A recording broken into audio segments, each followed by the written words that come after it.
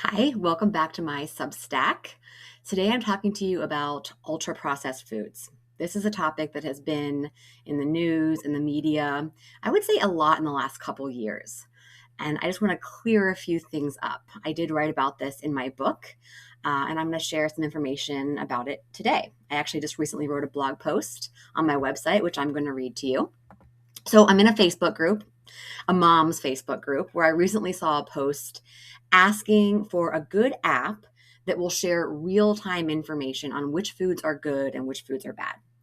In that post, the person added a photo as an example.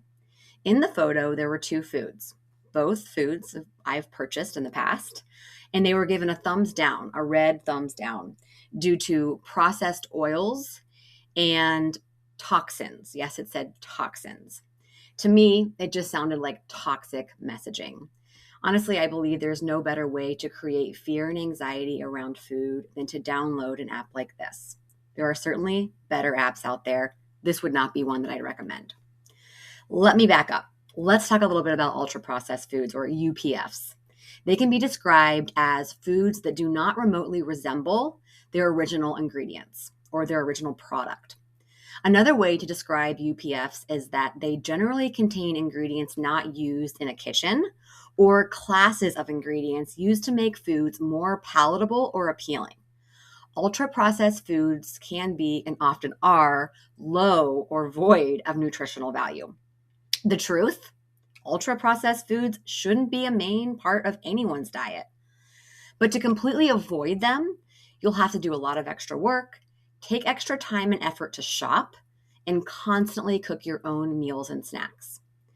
To stick to this day in and day out for you and potentially your family forever may just cause more stress, therefore negative health effects, than any potential negative health effects you'd actually get from eating these foods in the first place.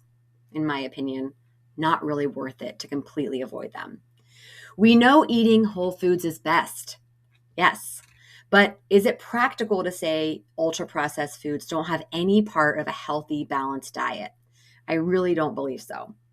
Here are some important points from my book. Some common and popular UPFs include mass produced breads, ice cream, chicken nuggets, breakfast cereals, snack bars, and protein drinks. Oh, and frozen meals. Many foods are processed, and that does not make them ultra processed. For example, some granola bars are not considered ultra processed. Canned goods, peanut butter, some yogurts are not considered ultra processed. And even oils that are processed are not actually considered ultra processed, despite what the media might tell you.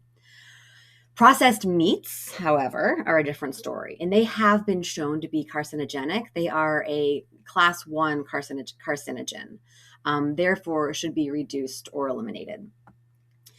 The concern about UPFs in general is that they may contain harmful ingredients. Our Food and Drug Administration is constantly reviewing ingredients and substances used in food. So I truly trust that the ingredients in our foods are not harming us. More pressing concerns are that when we have a high intake of UPFs, we can displace nutrient-dense food. So this is really a concern that I do truly believe is warranted. When we're eating too many ultra-processed foods, we are getting rid of space in our body. We fill ourselves up. We're no longer hungry or desire those more nutrient-dense foods.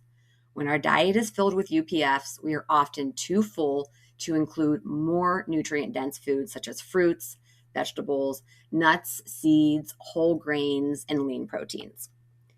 If you're still concerned about the safety of certain chemicals in our foods, go ahead, limit your ultra-processed foods. But I do not believe they need to be avoided 100%, as this is unrealistic and may lead to disordered eating. Here's the bottom line.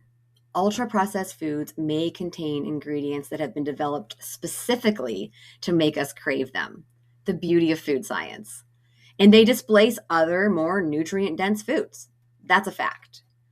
Limiting UPFs is wise, but complete avoidance is unrealistic, unnecessary, and in trying to do so may cause more stress than is worth.